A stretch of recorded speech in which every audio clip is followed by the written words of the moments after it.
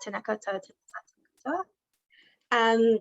A warm welcome to this space. I was just did a little bit of introduction to myself as your facilitator this evening. I've got my ancestors from the Maldives and I've grown up here in Tamaki Makaurau, so I'm coming to you from level 4 lockdown.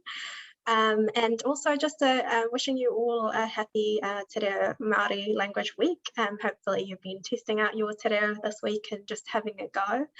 I just want to acknowledge Pearl of the Islands Foundation for creating this space for us tonight, speaking on this really important topic, and of course Ivan Yeo, who's the Deputy Director and Public Health Lead at Asian Family Services, for their kaupapa and the mahi that they're doing. That's really important. Ivan, for those of us who don't know, will cover some background and statistics of suicides in New Zealand and the risk factors as well. He's really accomplished in the health field and also business, but he wanted me to mention that he's not necessarily a mental health professional, but he does have that public health background in creating these spaces for us. I was really privileged to be asked to be a facilitator this evening from Pearl of the Islands with Sahib and Orhan, from my background in the kind of community space and advocating for women of colour and their mental health and mental wellbeing, also for rangatahi as well. So it's a pleasure to welcome Ivan. I'll pass it over to Ivan shortly, but just for us participants, I know it's a little bit late in the evening, but if you can keep interacting with in the chat with others, introduce yourselves, feel free to have some kōrero in the chat.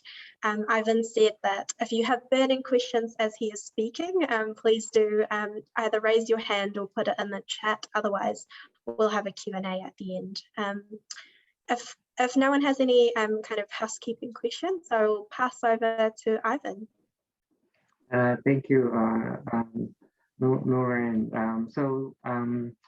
Thank you so much for having me, and thank you for the invitations, Sahid. And my name is Ivan Yeo, and I'm here today to share with you about the suicide prevention from the ethnic perspective. So I'm going to start sharing my screen. Cool. So everybody can see the screen on the PowerPoint? Yep. That's awesome. Okay. So as mentioned, that I am actually not a psychologist or clinician as such, but I have been working for mental health sector over 15 years, and through it, my focus has always been about mental health promotion and prevention. So I'm just going to share with you about some perspective of my own personal experience. So the picture that you are seeing now is my nephew, who unfortunately took his life in 2014. At the time, actually, I was working for the mental health foundations and also seconded to Auckland DHP for the funding and planning team as a suicide prevention coordinator. Unfortunately, he was diagnosed with blood disease that even though not going to kill him, but can be managed with taking medication. However, he feel that there is not enough as a young person and decided to take his life. What really surprising to me is, as an individual, as an Asian person, I never thought this could happen to my own family, but it does. And to my own arrogance, I never thought about sharing what I learned from my work and passing on to my sister and encourage her to have those conversations with him. And to this, I felt strongly that we should, in society, have conversations about well-being and mental health to prevent suicide. So it is not just about as a professional, but also from an individual level, personal level, that I believe every life is worth saving. And this month also is a suicide prevention month. The official day usually happen on the 10th of September. And so it really speaks to the timing of what we can do as a collective to learn about actions that we can take to save life. My apology in advance if any of these have triggered you. Please, you can call 1737 to talk to a professional counselor. Alternatively, you can also call our Asian helpline, which I will give you the number later on. So just a little bit about today. I will talk about our Asian Family Services service, but I also will talk about suicide preventions, protective risk factor, warning sign, what can you do to prevent it, and some of the resources, but also 2019 youth research that done in New Zealand. So to begin with, I would like to talk about Asian Family Services. Just wonder how many of you have heard Asian Family Services before. If you can raise your hand so that I can. No one has heard about us before. That's fine. So Asian Family Services established in 1998, and so we have an office in Auckland and Wellington. We are the only service provider for Asian people who are affected by gambling harm and mental health issues. We have a very dedicated group of professionals who want to make a difference for Asian people's life. So in a nutshell, our service actually is funded by the Ministry of Health through gambling levy to provide gambling harm services due to a very high proportion of Asians who have gambling harm experience, mostly caused by casino. Besides that, we also have Asian Wellbeing Services that are designed to support international students at fee for service. We also conduct research projects. We have done a lot of project work across time spent, including anti-stigma discrimination for mental health issues. And we also have a health coach and health improvement practitioners in the Apollo Medical Center. And we are very active in advocating for better mental health and well-being for Asian communities. So we also have a South Asian arm, which is called ASHA, which is again to help South Asian people who experience gambling harm. And the gambling harm services is not just for people who have experienced gambling problem, but anyone from family members to friends can also access the service. And regardless, they are international students or as a visa holder, it is free. But however, this is not the reason why I'm here today. We also run the Asian Helpline, which is 0800 862 342. We provide English, Mandarin, Cantonese, Korean, Thai, Vietnamese, Japanese, and Hindi languages. Is Monday to Friday from 9 a.m. to 8 p.m. A little bit about myself. I was born in Singapore, or actually sometimes I joke about as I was made in Singapore and processed from Malaysia and exported to New Zealand. And I came to New Zealand in 2001 as an international student. And this has always been one of my passion is through the journey of being an international student and a new settler in New Zealand. I understand how hard it is and gone through quite a lot of up and downs myself. So I often felt grateful to study social science at UT at the time that exposed me to psychology paper, social science paper, and so forth. And so that is one of my passions that I want to share with the community, is to enable Asians or ethnic communities to understand a way of looking after their mental health and well-being. After all, for all of Asia countries, mental health and well-being is not often talked about, especially concept of mental health and well-being, mostly Western-based and biomedical model. And so to actually have those conversations with our own community is quite important, because each community will look at well-being quite differently. So I'm going to share with you some of the annual provisional death by suicide in 2020, and I have two numbers here. One is 136. Another one is 654. Usually on the face-to-face presentations, I'll ask people guess which one is the suicide number in New Zealand. So let's say 136 is number 1 and 654 is number 2. Which one do you think is the suicide numbers that represent in New Zealand? You can type it in the chat box.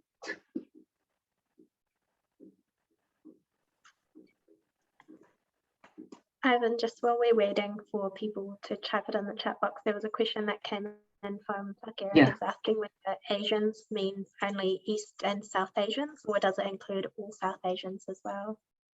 Yeah, unfortunately, I'm so sorry about, if you're strictly talking about from the census data, you'll understand actually the Asians encompass quite a big chunk of population.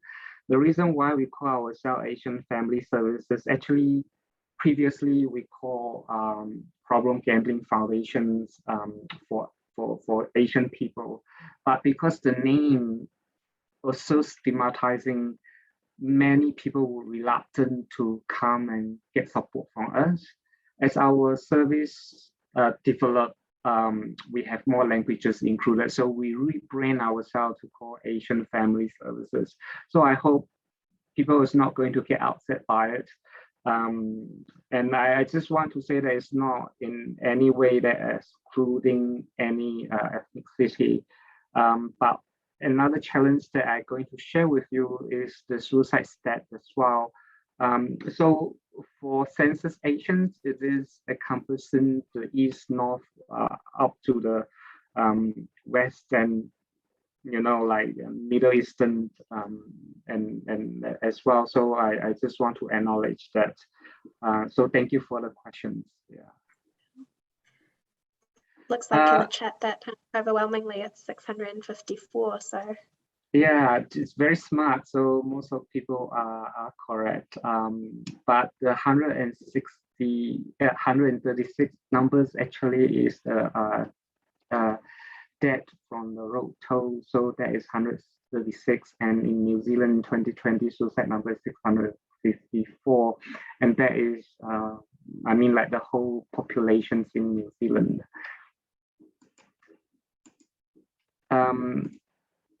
So as I did a little bit of calculations from the time of 1st of July 2007 to 30 June of 2020, on average, we have 580 people die by suicide.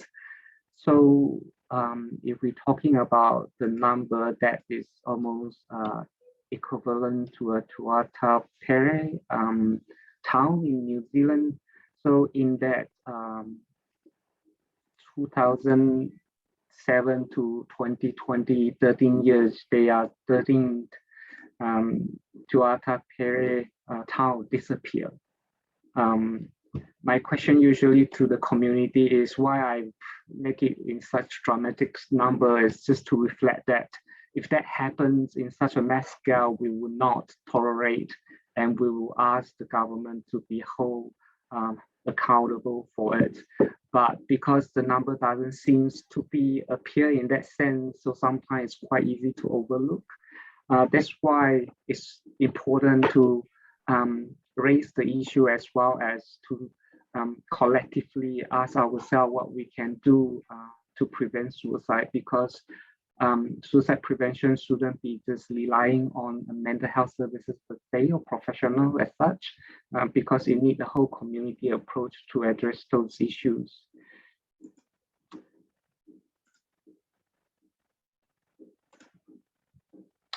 And again, I have two numbers, 15 to 24 and 65 plus. And these two numbers represent a very different ethnic populations, because for 15 to 24 are the highest numbers overall who are dead by suicide in New Zealand. Unfortunately, for Asian ethnicity, especially Chinese, the higher number is 65 and above. So it's slightly different from general populations when you compare. And again, at the time, why Asian Family Services were conducting some of the review is just to highlight to the government that one size does not fit all. Because the suicide prevention strategy in New Zealand usually only addressed on Maori and Pacific and European and others. For the funding that they kept aside is only for Pacific and Maori population. The rest usually not necessarily will be looked at. I mean, for 1737 is funded by the Ministry of Health for suicide prevention. However, if one who could not speak English, they will not be benefiting from 1737. That's why we need to voice out for accessibility for ethnic and diverse communities, so everybody can equally have a chance. I mean, if someone who contemplating suicide and call the number, the Ministry of Health would say they have a language translator that's available. However, when someone contemplating suicide, what they need is a three-way conversation to translate their language to a counselor, which will not be effective. When early in 2007, 2008, Maori suicide number is the higher and still remain as a higher, and then followed by European and others, Pacific people and Asian. For suicide prevention number, they usually do it as rate instead of number. So what that means is the number is counted by 100,000 population. So that equal 100,000 population have 15 Maori who took their life. So that in the comparison, you can see which one have the higher rate. The problem with ethnic diversity population is that we are relatively small in the early stages, so they always say that the number might not be accurate. I want to point out some changes which in the Asian stats, and right now what they have done is only looking at Asian, Maori, Pacific people and European and other. But in 2015 and 2016, as you can see, the red color, the Asians rate has been jumped to 8.27. And then following the year after, it jumped to 8.69. And that actually superseded the Pacific peoples and population. Unfortunately, the issue was still not being recognized by the Ministry of Health. And if you look across all the strategies in terms of mental health and well-being, ethnic diversity usually not being acknowledged or addressed. Sometimes over 200 pages of document, if we're lucky, we might just have culturally and linguistic diverse population being acknowledged 4 times in the document. So we are not really in the equal playing field. And that is what we Asian Family Services are fighting for to address those gaps. As I mentioned, Asians unfortunately have suicide have taken over as compared to Pacific people. And that raises another issues as well, because as someone have mentioned, who are Asians, for the ethnicity coding in New Zealand, they look at Chinese, Indian, and then others. So these are the three populations that they coded them. But with GP, they usually have a lot more accurate coding because probably they have the chance to ask the individual what ethnicity they feel most identified with. So when they pull out the data and look at the statistic provided by the Asians GP and also the Asians primary healthcare, you can see there is an inconsistency between the two graphs. So the blue color is a lot higher as compared to the orange graph. And also because of the coding, there is the hierarchical order as well. So if someone who's born as a Maori Chinese or Maori from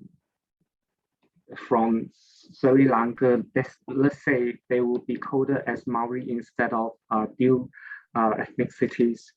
So we are in a disadvantage of actually being acknowledged. And that is something that we also asking for the Ministry of Health to improve their coding system. And another challenge that most of the ethnic diversity community face is we usually don't necessarily have a family doctor that we registered with. And because of that reason, sometimes when someone experiences depressions, they not necessarily know where to get help or get support. So there is another issues raised about, most of the diverse communities are not necessarily have a primary healthcare provider as such. So the next one I'm going to share with you is the Youth 2000 Survey Series, which they have done in 2019, and the result is about East Asian, South Asian, Chinese, and Indian students. The Youth 19 research is only the second time Asian or ethnic youth have been looked at in terms of the breakdown in some of the issues highlighted in this research. It's done by the University of Auckland. The first one was in 2012. Professional Roshini Paris Jones, she was really kind because she definitely do not have the funding to actually do this work, but she took her own personal time to take out the stats and actually drill down to some of the informations and produce the report. So Asian Family Services supported them to print out some of the copies because we really think it's a valuable information. So they were 1,911 identified as Asian, so as mentioned, East Asian, South Asian, Chinese, and Indian. And as we can see, when compared to Europeans, like East Asians and Chinese has slightly lower positive psychological well-being as compared to Europeans. And 29 and 25% significant depressive symptoms compared to European, which is 23, and 5% for the East Asian and Chinese have attended suicide past year, and 6% of South Asian and Indian have attended suicide past year. So we're talking about 6 or 5 young people have attended suicide in the past year. And most importantly is that about 23% of East Asian students and 18% of South Asian students seriously thought of attending suicide.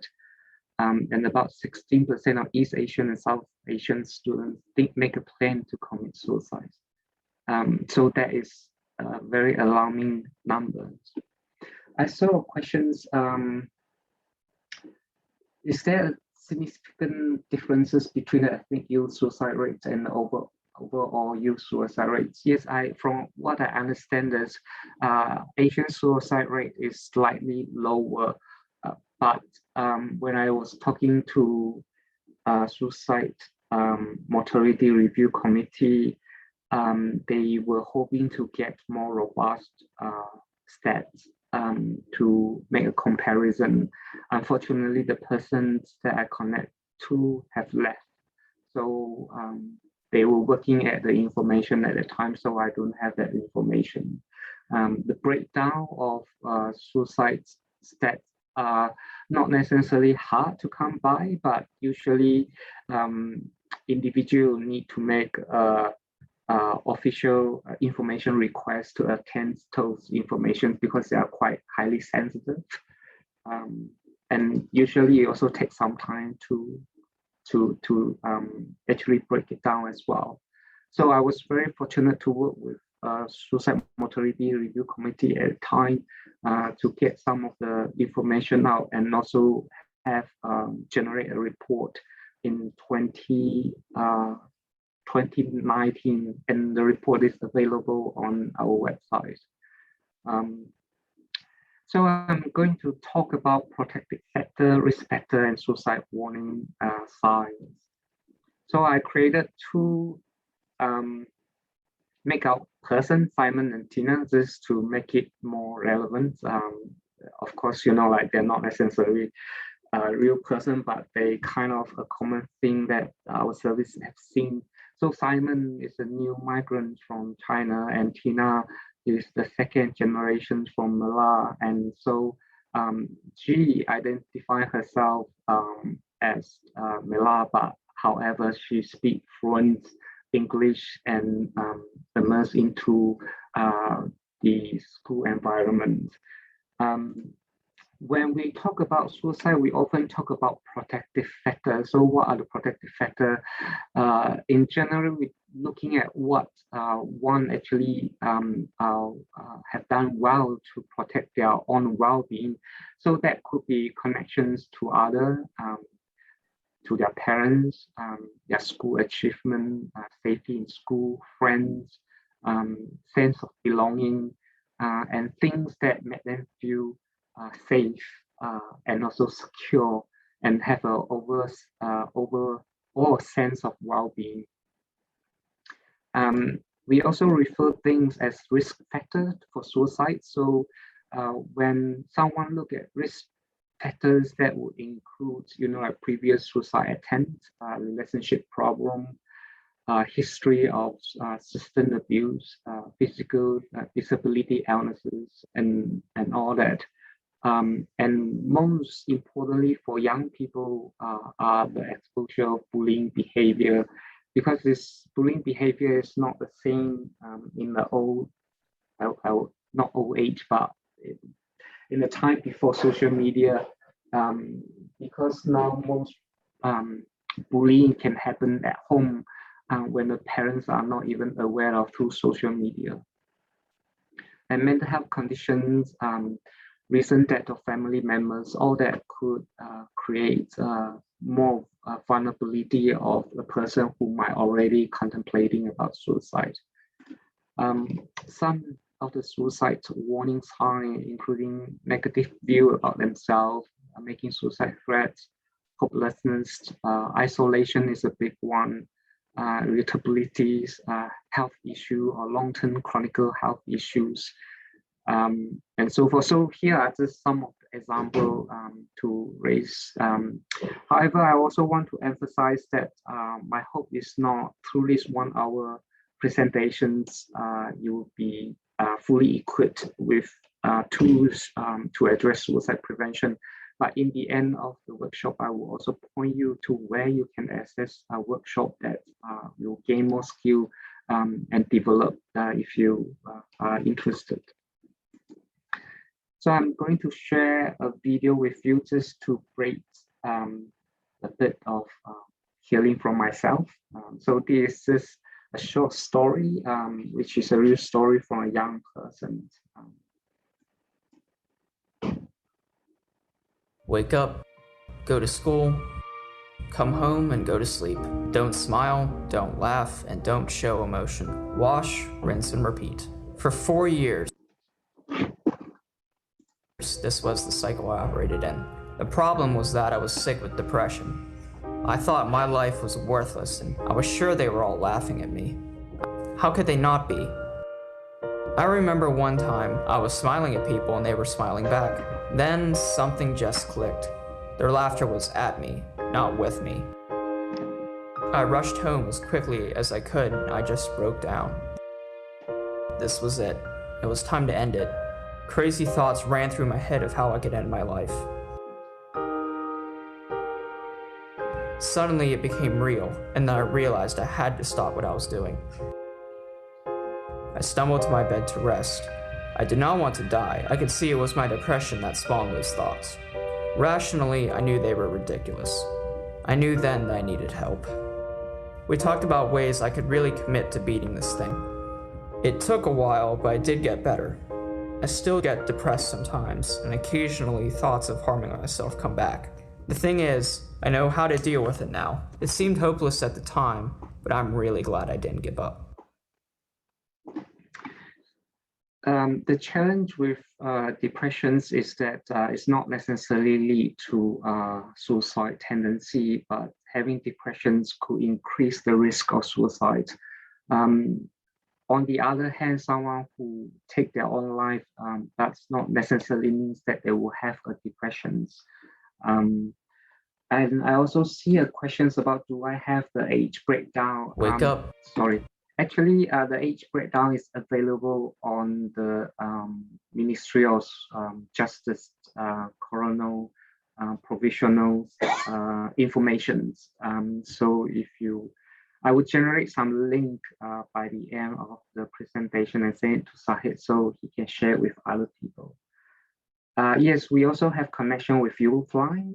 We actually have done a couple of workshops with them because they have increasing ethnic diverse young people call them, but they realize that with that kind of Westerner individualistic approach to address counseling is not effective, as most Asian countries are from a collective background, so that's not necessarily meeting their needs.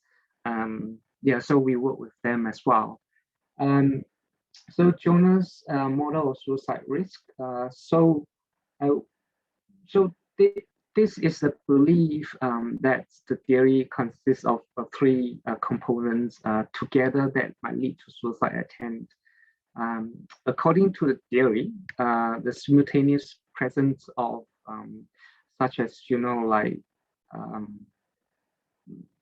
the perceived burdensome, let's say my nephew, like because he was diagnosed with disease and he felt that he became a burden of to my sister and draining their financial resources, despite actually it's not an issue to my sister. But that is how he perceived, and he also feel that he's not alone. He's alone in the situation because when he was diagnosed, most of his peers had just finished, graduated from university, and a lot of them have gone off and develop their career, and he was left behind and stay at home. So he felt that he's not connected to his peer any longer. This too wouldn't be a challenge, but if someone who's not afraid of death, and that would become a level to suicide attempt. As a result, that's what my nephew did. So that is just kind of an overview of how you think about someone might be in a risk of suicide attempt or not. So if someone who talk to you about they thinking about suicide, should you ask them a question. Would that be okay to ask them, like, are you thinking about suicide? Do you think it's yes or no? Or by asking it, it will increase their risk of suicide.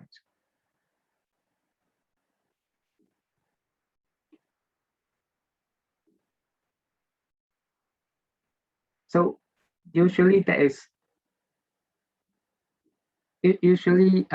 asking someone about whether they thought about suicide or not will not increase the likelihood of the suicide.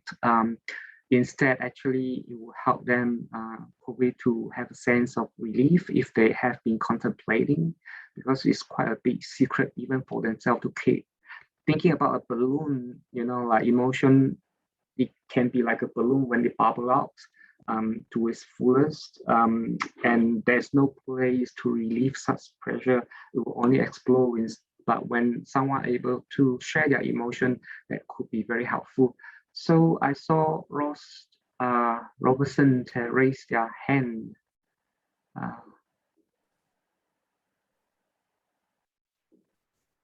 That was just to say at the beginning that I had heard of you. I was a bit late getting there, that's all. Oh, thank you. Ross has also got a question in the chat around whether if there's a difficulty in the approach of Youthline with having someone of Asian origin as a mental help. Yeah, I think that is also another challenge that we experience. Just because someone who are in the same ethnic identity or race makeup doesn't necessarily means they will have the culture competency. One have to be really self-reflective, because what happened is, if the challenge is when during the collective culture, sometimes we have that hierarchical structures, and that can easily enter to those challenges and not necessarily being healthy or helpful. So if someone who have trained professionally, at least they might be able to identify their own process and able to communicate that effectively with the young person, and then that might be different. And that's the reason why I also want to emphasize I'm not a clinician. I have done a lot of side study about counseling and all that, but I have never really done practice per se. I can give you a theory because, like based on the work that I have done in the past, but I would also certainly say that I'm, I not necessarily can give what counselors' skill will be able to facilitate that kind of conversations that would be helpful. Yeah, I hope that's helpful.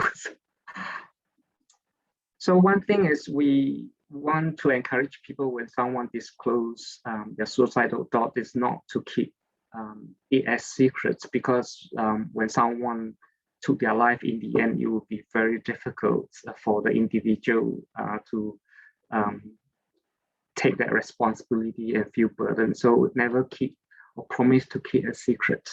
However, if you think someone is contemplating about suicide, there are very easy things that one can do, such as, like asking about whether they have suicide thoughts or not, and reducing the person's access to highly little items, such as, like knife, if that's accessible, or any medications that are dangerous.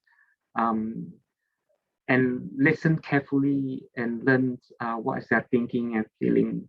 That is oversee information. Of course, like if it's the person have a plan to take their own life, you can contact mental health as a crisis team. And most importantly, is staying in touch with after a crisis, of being able to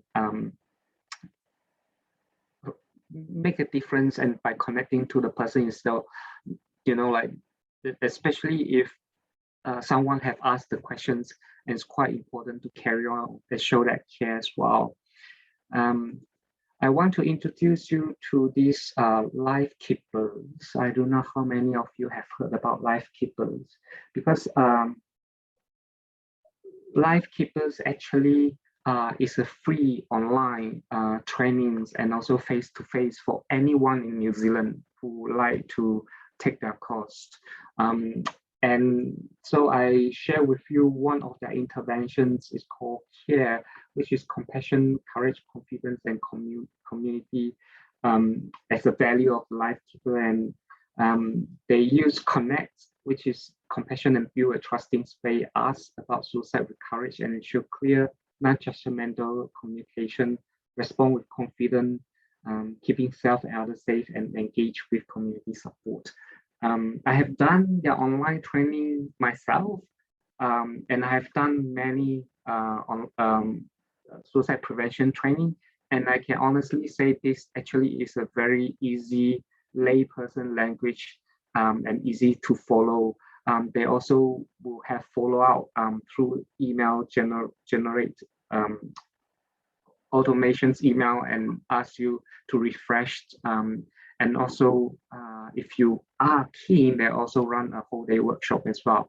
And these are funded by the Ministry of Health, so they all are free. There are a few important things. It's normal to have fear when we ask people about, are they contemplating suicide? So connecting them with compassion and listen without judgment is very important. Quite often people don't tell is because they are afraid of being judged. As I say, like when you ask, they might feel relief that actually finally they can talk to someone about it.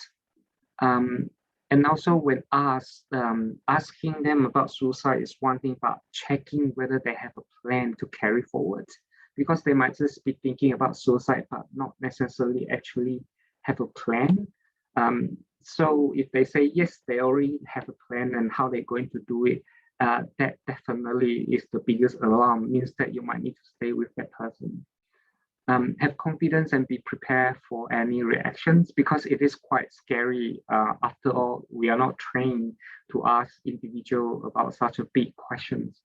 And reassure individual and give hope that there's a help available. That is the most important thing, is understand how to access those information and services are crucial. If that person's example have cut themselves, you saw them bleeding and is in immediate danger, of course you will have to call 111 for asking for police or ambulance. Or take the person to a hospital emergency department. You can also find local DHB mental health crisis team. You can call Asian Family Services for language support, although we are not a crisis service, or 1737 or family doctor. All these services will do one thing in common, which is to triage the person and see whether it's the right service or not. So sometimes people, when they call the service, they might get frustrated. It's like, why you ask so many questions, like the reason why they're asking it, they just want to make sure that, they are the right service. So please give as much information as possible and be patient as well, because sometimes when you ask the questions and that have put upon on oneself, and you can start feeling the anxiety as well, because after all, it is a life that you are trying to save. As I mentioned, emergency get help immediately, range of support options available, engage the suicide person with the right support. If you don't get the right support first time for the person at risk, keep trying, even tell the person the same thing. And most importantly is to look after yourself, because you matter too. I'm going to share this video. It's called I Had a Black Dog. Matthew Johnston, I met him in person. Lovely guy, and he created this book called Black Dog as a metaphor for depressions, from the classical methodology through medieval folklores to Churchill's. It acts as a symbol to externalize the moods and through the difficulty of the communications about depressions. So he himself experienced depressions, and he never talked about it because he was in a very high position as a marketing executive. But one day he decided he can't hold it any longer and start talking about it. By talking about it, he also learned a lot about his own depressions, and then he started writing this book called I Had a Black Dog. Of course, it's very individualistic model and westernized as well. However, there are some merit about what he say in the book. So again, break away from me. I just want you to watch this video for 5 minutes, and then we'll have some questions time.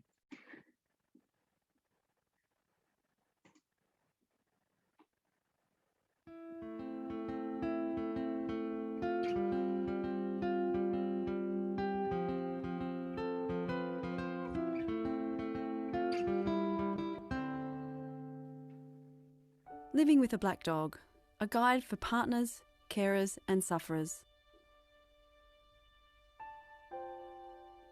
What not to say or do.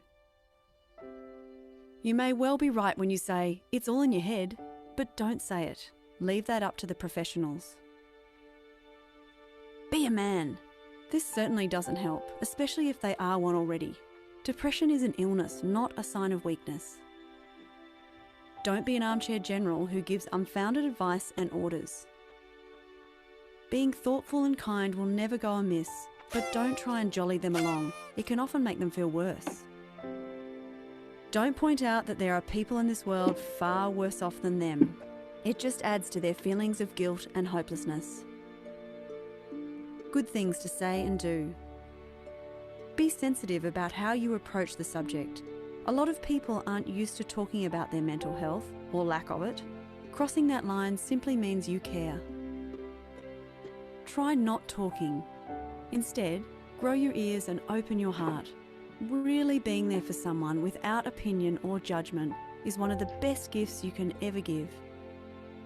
Encourage them to seek a professional opinion and offer to help find a good doctor, make an appointment, and even going with them can be hugely beneficial.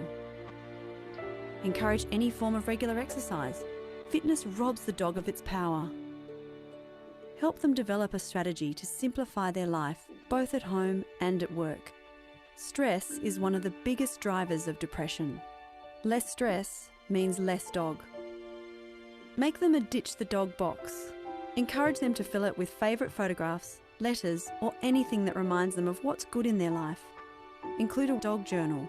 Here they can plot how they're feeling, acknowledge progress, record the things they're grateful for, and set doable goals. Embracing the black dog. Agree to a course of action to get rid of the black dog. An ignored dog can become a big problem. Learn about the condition together. Knowledge is power, and validation is a great healer. A united front is crucial in getting the black dog to move on. As a caregiver, compassion, empathy, and understanding are vital, but recognise that you alone don't have the power to rescue your loved one. Professional help is often what's needed. Finding the right doctor can make all the difference to a healthy recovery. If they're going to tell someone their problems, it should be someone they respect and feel comfortable with. Don't be afraid to go for an initial assessment, and don't feel committed to continue if it doesn't feel right. If it's suggested you take antidepressants, do your research, know the facts, and ask your doctor plenty of questions. A big obstacle for seeking professional help is the cost. Help them realise that the cost of not getting the right help can be considerably higher. It can cost marriages, friendships, jobs, and even life itself. Some simple rules of engagement and agreement. Agree that there is a black dog in your midst and things may have to change temporarily. Agree that no one can help them until they fully commit to helping themselves. Agree to be gentle and respectful with one another during this time. Agree to check in with each other on a regular basis. Agree to communicate honestly and openly. Agree to the course of action set by their doctor and to review progress regularly. Self-preservation for the caregiver. It can be difficult not to take anger, criticism, negativity, and apathy personally. It's important not to buy into it. Accept that it's the depression barking, not the person you care for. Being overexposed to someone else's black dog can begin to rub off. Misery loves company, so try not to get sucked into the vortex. It's really important to recognise and honour your own needs, limitations and boundaries. Difficult situations are better dealt with when you are calm and in the moment. Yoga, meditation and mindfulness are great tools for achieving calmness and control. Join a support group. There's nothing like being in a room full of people who understand and share your story. It's important to get out and do your own thing and be with friends. Friends may not be able to solve your problems, but they can offer incredible support, comfort, wisdom and laughter. A black dog in any relationship can be confronting, frightening and frustrating, but navigated together, the bond can become deeper, richer and better for it. And finally, the most important aspect of this journey is to constantly remind each other, it will pass, it will pass, it will pass. If you have a black dog in your life, get help, be helped, and always hold on to hope.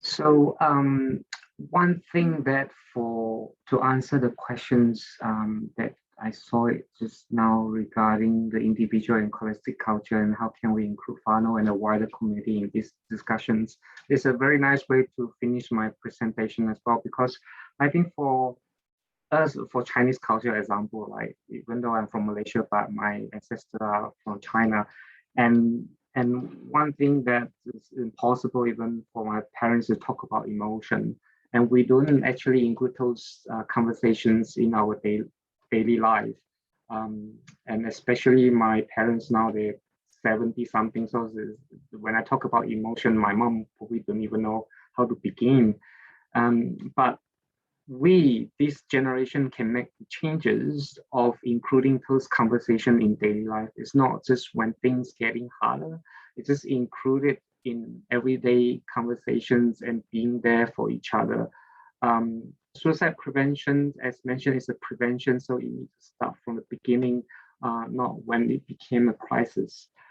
And unfortunately, I can honestly say that from what I have witnessed from our service, the diverse community, the younger generations, when they are with the Pakeha peer, they are more comfortable to talk about emotion. But when they get together with their own peer in the same ethnicity, they're still not very comfortable talking about emotions as such. So there's still some work for us to do in order to break the mold that it is okay. Most importantly, it is okay to be vulnerable. It is okay to be vulnerable even if you are father, you are mother, or you are parents, and it is okay for your children to be vulnerable. And also to embrace vulnerable so that people don't feel that they have to hide their feelings. So that will conclude my presentation. Thank you. Ivan, there's a couple more questions. I think we still have a couple of minutes for it. There's a couple of questions here. Yasser is asking, are there any support or help groups that you're aware of? He's done a little shout out to Authenticity Aotearoa around the work that we do around mental wellbeing conversations. And also Aisha's asking if you know of any groups that help individuals be part of a wider group if they've got depression. Yeah, there are. If you look at the Mental Health Foundation website, there's a different support group, but usually the challenge is they are most likely to be run by mainstream or Pakeha. So as long as like they are comfortable to join the group, but if you're talking about ethnic specific groups created for the same purposes, it's not. Yeah, I would say it's none, because for most of the diverse community are still very reluctant to talk about it or openly talking and acknowledging that. Despite the fact is 1 in 5 New Zealander will experience any mental health challenges within the 12 months. So it's very common, but our diverse communities is not necessarily willing to share that. Yeah. Yeah, no, that's a really good point. We've found in some of our discussions that we've had some virtual space, and it seems like there's definitely demand for it. So I'd love to work with Asian Family Services with Authenticity Aotearoa.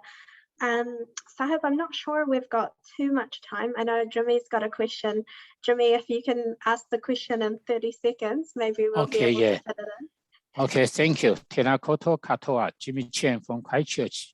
I got one question is because regarding to this kind of mental or the gambling harm services, but even in Christchurch, my understanding they have a government agency, different NGO, and also the council, etc. All provide those resources. But in your experience or your point of view, how do we to integrate, or working the collaboratively, can dealing and prevent the kind of the suicide harm, and minimize this the kind of effect. The challenge is for a lot of, because for a lot of our populations, they are all migrants, unless they are fifth or fifth generations of migrants. And so quite often their priority is not about their well-being, even though that should be the top. Their focus is about getting the job, getting family settled down, and so forth. So with that kind of burden, quite often to have a huge impact on their well-being, and then we'll see those individuals will try to find a way to escape their problem. So that could become alcohol, that could become problem gambling, that could become something else. And by the end, usually by the end, when they decided to get help, it usually it's too late. The ideal world would be to have orientations, to have those conversations at the beginning, when they came to New Zealand, to say, it's going to be a huge shock for you, and the first thing you should think about is your well-being and wellness. Unfortunately, even if you have those conversations, sometimes they might not actually listen to what you say. We also struggling to, that's why we advocate for the Ministry of Health and the government to proactively do something. Otherwise, our community have so many leaders, including all of you, have give your time and support a lot of people, but the top-down and bottom-up will need to be seen at the same time. What we have for the ethnic diverse community is we have bottom up, but we don't have top-down, and we need government to come in and support us at the same time. Otherwise, that's why so many of you sacrifice your time, to do all this work because you care. But we can't just keep saying it's okay. We need to ask government to also work with us, to give us the resources that we need, and then that will make the changes. Thank you. Thank you so much, Ivan and Jimmy. I've gotten a little note to say that if participants are happy to stay on and you have more questions, and Ivan, if you're happy to stay on a few minutes, we might be able to take a few more. What do people think? Are there more questions? And Ivan, are you okay to stay on a couple more minutes? Awesome. If you have any more questions, please do let us know. If you need to drop off, I know it's 7 o'clock and dinner time, so I'll say thank you and po māria to those that need to drop off. But otherwise, if you have any more questions, please do let me know. I know there was a couple of requests, Ivan, for the presentation, but also for the videos that you've shared tonight. Absolutely. So I will try to tidy up some of the information. So just sorry, sometimes I might send a bit too much, so you just pick and choose what you want to read. can ignore whatever that the rest. Yeah, absolutely. So I will tidy out the information and send it to Sahit. And so Sure. yeah. I don't see any more questions, so maybe last 30 seconds for any burning questions. Otherwise, I will wrap up with a thank you. So the meeting will be, the recording will be on YouTube as well for those of us that might have missed it, or if you want to share it as well. So that's fantastic. I don't see any hands up or any questions. Ivan, if you have any last words, I'll pitch it to you first. I just want to say thank you so much for staying with me, and thank you so much for having me. It's been a honor to meet all of you, and yeah, thank you. Thank you so much, Ivan. I think it's a really important kōrero, and you've brought an important perspective in sharing statistics, but also that ethnic perspective and some of the gaps that you've outlined that we need to advocate for filling as well. So a massive ngā to you, and I just want to acknowledge Pill of the Islands Foundation for leading this. It's really important in Mental Health Awareness Month being September. So thank you, Sahib, Orhan, and the whole team at Pill of the Islands for putting this on. Really appreciate that.